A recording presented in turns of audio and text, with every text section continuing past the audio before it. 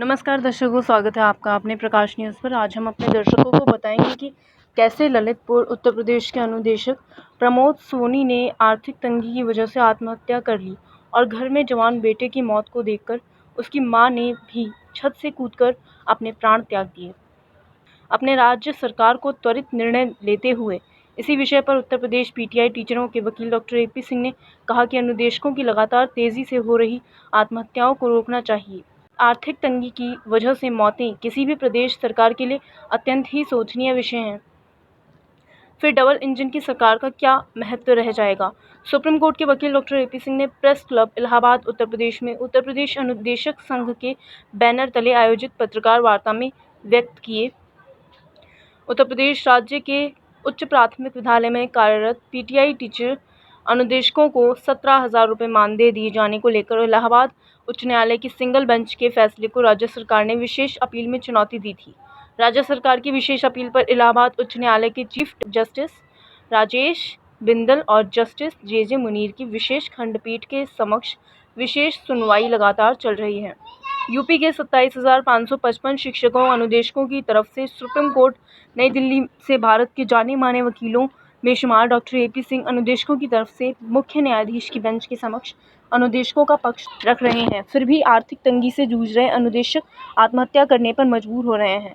विदित रहे 12 मई को मामले की सुनवाई के लिए अनुदेशकों की तरफ से वकील डॉक्टर एपी सिंह ने मुख्य न्यायाधीश की बेंच के समक्ष मेंशनिंग करके जल्दी सुनवाई करने की गुहार लगाई थी, जिस पर मुख्य न्यायाधीश ने ठीक 12 बजे और सभी केसों को छोड़कर अनुदेशकों के केस की सुनवाई शुरू हुई। 1 घंटा 20 मिनट बहस चलने के बाद छोटी डेट दिए जाने के वकील डॉक्टर एपी सिंह के आग्रह पर 16 तारीख के लिए 11:30 बजे से 1:15 तक मामले को सुना। अब अगली सुनवाई 18 तारीख को मुख्य न्यायाधीश की बेंच के समक्ष होनी है। प्रख्यात वकील डॉक्टर एपी सिंह ने दलीलें पेश करते हुए कहा कि अनुदेशकों को 17,000 मानदेय दिया जाना चाहिए। उन्होंने कहा कि केंद्र सरकार ने भी 2017 में 17,000 मानदेय देने का आदेश दिया था, मगर उत्तर प्रदेश सरकार ने केंद्र के इस आदेश का भी पालन नहीं किया। प्रेस क्लब इलाहाबाद में आयोजित पत्रकार सम्मेलन को संबोधित करते हुए उत्तर प्रदेश अनुदेशक संघ के अध्यक्ष विक्रम सिंह ने बताया कि प्रदेश में अब तक 20 अनुदेशक आत्महत्या करने को मजबूर हुए हैं। राज्य सरकार अब हमारे धैर्य की परीक्षा ले रही है। गौरतलब है कि प्रदेश के 27,555 पीटीआई टीचरों का मानदेय 2017 में केंद्र सरकार ने बढ़ाकर 17,000 रुपये कर दिए थे, जिसको यूपी सरकार ने लागू नहीं किया। मानदेय बढ़ाने की मांग को लेकर अनुदेशकों ने इलाहाबाद उच्च न्यायालय का रुख किया, जिस पर सुनवाई करते हुए जस्टिस राजेश चौहान की सिंगल बेंच ने टीचरों को 2017 से 17,000 मानदेय 9% ब्याज के साथ देने का आदेश दिया था। इस फैसले के खिलाफ राज्य सरकार में विशेष अपील दाखिल की थी। इसी अपील में टीचरों की तरफ से सुप्रीम कोर्ट के वकील doctor AP Singh Allahabad high court पहुंचे। कार्यक्रम में अनुदेशक प्रमोद सोनी और उनकी माता निवासी कोआबोसी महरोनी जिला ललितपुर उत्तर प्रदेश द्वारा आर्थिक तंगी की वजह से आत्महत्या करने पर शोक प्रकट किया गया एवं उनके चित्र पर सभी अतिथियों द्वारा माल्यार्पण किया गया। कार्यक्रम में ब्रजेश त्रिपाठी, आशुतोष शुक्ला, सत्येंद्र सिंह, भोलानाथ पांडे, संजय सिंह, दिलीप एवं टिंकू आदि पदाधिकारी मौजूद रहे। तो इस तरह से अर्थव्यवस्था को काफी फेस कर रहे हैं और ऐसे मामले में इलाहाबाद हाईकोर्ट हमें सुन रहा है, हमें फैसला मिलेगा, लेकिन जो हत्याएं होती जा रही उनके लिए जिम्मेदार कौन होगा। अब डबल इंजन की सरकार है, माननीय मोदी जी बहुत अच्छा प्रयास कर रहे हैं देश के लिए, शिक्षा के लिए। उनके जीवन में, योगी जी और मोदी जी के जीवन में शिक्षा के प्रति कठिनाइयां नहीं, उस समय ऐसी व्यवस्था नहीं थी, सर्व शिक्षा अभियान नहीं था, ये चीजें अवश्य रही। लेकिन अब क्योंकि माननीय मोदी जी और योगी जी की सरकार है, ऐसे में भी अगर अनुदेशक लगातार शिक्षा में तो कार्य देता ही है, हर तरह से, चाहे पीटीआई के माध्यम से हो, चाहे इस तरह से दूसरे कला, संस्कृति, खेती बाड़ी सभी शिक्षा में भाग लेता ही है, और उसके बाद भी उसको इस तरह की परेशानी का सामना अब भी करना पड़ रहा है, तो ये दुखद है। और लगभग 20 आत्महत्याएं हो चुकी हैं। इनका जिम्मेदार कौन होगा और इनकी जिम्मेदारी कौन लेगा कि क्या अब भी ऐसी जरूरत है। इलाहाबाद हाईकोर्ट में बात क्लियर हो गई है, जब इलाहाबाद हाईकोर्ट की उत्तर प्रदेश सरकार के वकील ने कहा कि हमें अर्थव्यवस्था की कमी है, तो इस पर हमारे पास लेटर है जो हमने दिखाए हैं कि केंद्र सरकार 60% अपना अनुदान लगातार दे रही है, लगातार पत्र दे रही है इस आशय के साथ कि आपके पास हमारा सर्व शिक्षा अभियान का इतने 1,000 करोड़ अभी जमा है। खर्च नहीं किया है, इस आधार पर आप 17,000 के आधार पर उत्तर प्रदेश के अपने अनुदेशकों को ये अनुदान दीजिए, क्योंकि ये उत्तर प्रदेश का 17,000 सबसे कम है। अन्य राज्यों की तुलना करें, जब हम भारत को कहते हैं वसुधैव कुटुंबकम, हमारा तो सारा संसार एक है, लेकिन अन्य राज्यों में चाहे दिल्ली हो, चाहे हरियाणा हो, चाहे मध्य प्रदेश हो, इस तरह के जो शिक्षक हैं उनको बहुत ज़्यादा 24,000, 23,000, 25,000 उनकी सैलरी है, उनको दिया जा रहा है। भारत के उत्तर प्रदेश राज्य का सबसे कम ये 17,000 है और उसको भी उत्तर प्रदेश सरकार को देने में प्रॉब्लम हो रही है और मौतें होती जा रही हैं, आत्महत्याएं हो रही हैं। इसलिए आपसा इस प्रेस के अनुसार, आपकी इस प्रेस कॉन्फ्रेंस के आप लोगों से मुखातिब होने के आधार पर हमारी आपसे बोल्ड हैंड रिक्वेस्ट है कि इसमें आप लोगों का हमें सहयोग चाहिए। अगर हमारी बात आपके माध्यम से, आप मीडिया चौथा मजबूत स्तंभ है लोकतंत्र का, आपकी बात हमें हमारे तक पहुँचेगी। लगातार सुनवाई हो रही है, हमारे बहुत से पत्रकार बंधु बैठे हैं जिन्होंने 12 को भी हमें कवर किया, कल भी किया और सोढ़ा के लिए भी लगा है, हमारे में दिख रहे हैं, उनका भी सहयोग है। और आप लोगों से यही मेरी आशा है कि इनके अनुरोध को हर तरह से मान लिया जाए।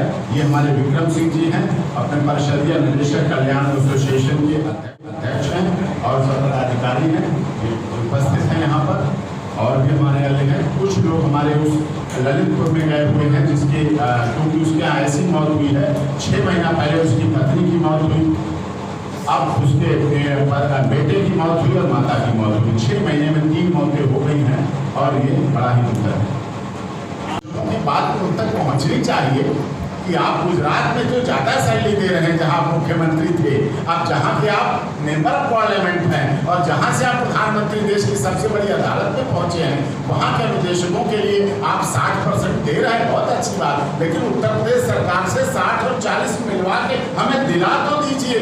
आप कागजों में तो दे रहे हैं लेकिन हमें व्यवहारिक तौर पर नहीं मिल पा रहा। अगर व्यवहारिक तौर पर मिलने लगे तो कम से कम किसी माँ का लाल और किसी की पत्नी विधवा नहीं होगी, किसी भाई की रक्षाबंधन का त्यौहार सुना नहीं जाएगा। ये हमारा अनुरोध है, आप लोगों से माध्यम से बात पहुँचनी चाहिए, क्योंकि उनके पास तो एडवोकेट है। चलिए अनुदेशकों के लिए तो अभी मैं आ गया उनके दर्द और आत्महत्याओं को देख के, लेकिन उनका एक सिस्टम बना हुआ है। ऑनरेबल सुप्रीम कोर्ट में पहुँचेंगे, वहाँ पेंडेंसी होगी, फिर जस्टिस डिले, जस्टिस डिनाई, कब तक विलंब रखा जाए।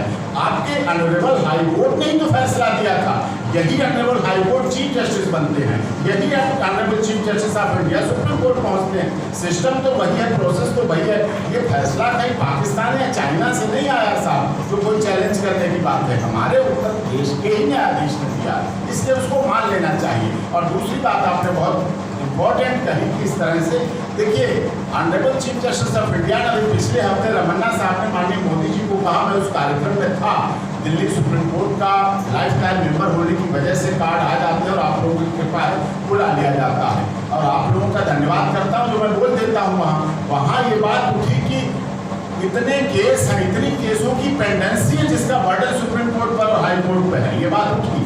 तो मैंने ये बात कही 50% केसेज राज्य सरकारों के पड़े हुए हैं, जो राज्य सरकारों को अपने ही फैसलों के विरुद्ध डाल देते हैं, तो वो बर्डन ज़्यादा है, जिसकी वजह से आम जनता के फैसले रह जाते हैं, आम जनता के केस नीचे रह जाते हैं। राज्य सरकारें ही केंद्र और राज्य में लड़ती रहती हैं, तो उन्हीं के फैसले नहीं हो पाते, उन्हीं पर सुनवाई नहीं हो पाती, तो आम जनता के फैसले। ये भी इसी तरह का उदाहरण है, ये भी उदाहरण है। जब केंद्र कह रहा 17,000 दे दीजिए, उत्तर प्रदेश सरकार मान भी नहीं है कि हाँ 17,000 ठीक है, 17,000 कोई बहुत अधिक नहीं है जीवन जीने के लिए, जीवन यापन के लिए। WHO कहता है 24,000 एक न्यूनतम, कहता है 24,000 एक न्यूनतम मजदूर को मिलना चाहिए। मजदूरी की दिल्ली की मजदूरी और उसके 24,000 होने चाहिए, इतना मिलना चाहिए, लेकिन इसके बावजूद भी नहीं दिया जा रहा 17,000। इसलिए आप सरकार कह रही 17,000 ठीक है, फिर भी कोर्ट में गई। हाँ, फिर भी कोर्ट में गई, यही तो डबल इंजन। तो डबल इंजन बना हमें धक्का देने के लिए, डबल इंजन इधर से इधर उल्टा खींचने के लिए बना। मैंने तो डबल इंजन बचपन से अब तक पहाड़ों पर ट्रेन को चढ़ाने के लिए यूज करते देखा, जहाँ हिल स्टेशन होते बड़े बड़े, वहाँ डबल इंजन लग जाता है, कहते ट्रेन क्यों रुकी, अब यहाँ डबल इंजन लगेगा, फिर ट्रेन खींची जाएगी पहाड़ पे, दार्जिलिंग हुआ और उधर हुआ। लेकिन यहाँ तो फिर डबल इंजन अच्छी बात है, बहुत बढ़िया, लेकिन यहाँ तो अपोजिट करने के लिए डबल इंजन यूज होगा। ज्ञान बापी के लोग सरकार के बड़ा हमला होने तो हो सकता है। अरे ज्ञान वापी का सरकार आते हैं लोग, तो केस तो खैर किसानों का भी हमने लिया सरकार के खिलाफ, आप लोगों की बदौलत स्टे दिलाया किसानों को, बाद में मोदी जी ने उसमें राहत दी। वो तो है, कोई बात नहीं था। ज्ञान वापी में भी आएगा मामला तो जरूर लगेंगे, और आपका सहयोग मिलेगा तो अवश्य करेंगे। ज्ञान वापी इस व्यवस्था में न्याय पाना नामुमकिन है। इस व्यवस्था में नहीं न्याय आपने पाना, कहा ना सिंगल बेंच, डबल बेंच की सुप्रीम कोर्ट, यस, तो ये जो व्यवस्थाएं हैं इसमें न्याय मिलना नामुमकिन है। इच्छा व्यवस्था तो फिर भी ठीक है, लेकिन इच्छा शक्ति इनकी कमजोर है। ये इच्छा शक्ति को भाषणों में तो कहते हैं कि आप हमें दीजिए, लेकिन इच्छा शक्ति जब कार्य करने पर आती है। जुडिशरी भी है, single bench, double bench, supreme court, वो क्यों नहीं ऑर्डर कर रही है? अब उसके क्यों लिए टेकअप करती है? नहीं, वो कर रही, देखिए अब 17 के बाद से पड़ा हुआ एक व्यवस्था पर भी एक सवाल लग रहा है। नहीं, व्यवस्था पर तो सवाल है। अगर कहीं एक व्यवस्था भी मजबूत हो जाए, चाक चौबंद हो जाए, तो निश्चित तौर पर इस देश के आम कोई जाति, धर्म, क्षेत्र, भाषा, संप्रदाय की बात नहीं है, सबको न्याय की मिले। Access to justice for all न्याय लिखा जाता है बड़े बड़े बोर्डों पे, न्याय की देवी लगाई जाती है 74 लेवल हाई कोर्ट में, लेकिन न्याय होता कितना है इसका सबूत है कि अंग्रेजी सुप्रीम कोर्ट ऑफ इंडिया ने कल नोटिस किया इलाहाबाद हाई कोर्ट को कि आप क्या टेंडेंसी इतनी क्यों है, क्यों नोटिस नहीं हो पा रहे, क्यों सुनवाई नहीं हो पा रही, क्या इसका फल क्या मिलता है? इसका फल पुलिस उठाती है। सपोज करो हमारे क्लाइंट को वांटेड किया, FIR, हाँ जी, क्या ये 1991 का जो वर्षिक एक्ट है जी, और उसमें इनको 7,000 सैनिक थी, जिसके खिलाफ इलाहाबाद हाई कोर्ट में याचिका लगाई थी, जिस याचिका पर माननीय इलाहाबाद हाई कोर्ट ने फैसला दिया था कि 17,000 की सैलरी होनी चाहिए, और उस आधार पर सैलरी के लिए आदेशित भी हो गया था। लेकिन दुर्भाग्य है कि उत्तर प्रदेश सरकार उस आदेश के खिलाफ डबल बेंच में चली गई, जो कि 2017 से अब तक नहीं सुनवाई हो पाई है। अब मैं इसमें आया हूँ तो 12 मई को भी सुनवाई हुई, 16 मई को भी सुनवाई हुई, 18 मई को रेगुलर सुनवाई हो रही है। Honourable chief justice Allahabad high court सुन रहे हैं, बिंदल साहब और ऑनरेबल जज मुनीर साहब डबल बेंच की सुनवाई हो रही है। और उसमें 60% केंद्र को देना होता है, 40% राज्य सरकार को देना होता है। केंद्र कह रहा है कि हम पैसे दे रहे हैं लगातार, राज्य सरकार नहीं दे पा रहा है, उल्टा अपील में चले जाएंगे, जिससे कि उत्तर प्रदेश के अन्वेषकों में बहुत भ्रांतियाँ पैदा हुई हैं, उनके लिए आर्थिक व्यवस्था खराब हो गई है, और यहाँ तक लगभग 20 अन्वेषकों ने आत्महत्या कर ली है इस त्रासदी से होकर। और कल भी ललितपुर में एक अन्वेषक ने और उसकी मां ने आत्महत्या कर ली है, जो कि ललितपुर में हुई है, जो कि दुखद है। और इस आधार पर ये चाहते हैं कि अब डबल इंजन की सरकार है उत्तर प्रदेश सरकार में, माननीय मोदी जी भी जब पैसे दे रहे हैं और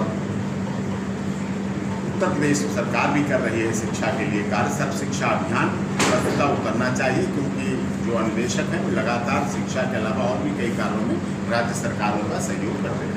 आपने कहा स्टेट जो है कोर्ट की उस बात पर कर रही है कि हाँ नहीं इतना मिलना चाहिए मानने, लेकिन बजट का हवाला दे करके एक तरीके से डिवीजन बेंच में आप ये दुखद है। उत्तर प्रदेश सरकार को ऐसा नहीं करना चाहिए। 17,000 सबसे कम सैलरी है शिक्षा के क्षेत्र में, वो काम वही कर रहे हैं जो 1 लाख रुपए लेके भी शिक्षक करते हैं, लेकिन 17,000 की बेरोजगारी है और इसको रोजगार में बदलाव करना चाहिए। 17,000 इसको केंद्र सरकार भी कह रही है 17,000 ठीक है, राज्य सरकार भी मान रही है 17,000 ठीक है, लेकिन जब देने की नौबत आती है तो वो अपील में चले जाते हैं, जो कि उत्तर प्रदेश की जनता के लिए दुख है। क्योंकि एक अन्वेषक के अगर 30,000 अन्वेषक हैं तो उनके परिवार से कम से ऐसी तमाम अपडेट्स पाने के लिए हमारे चैनल प्रकाश न्यूज़ को लाइक, सब्सक्राइब तथा शेयर करना ना भूलें। धन्यवाद।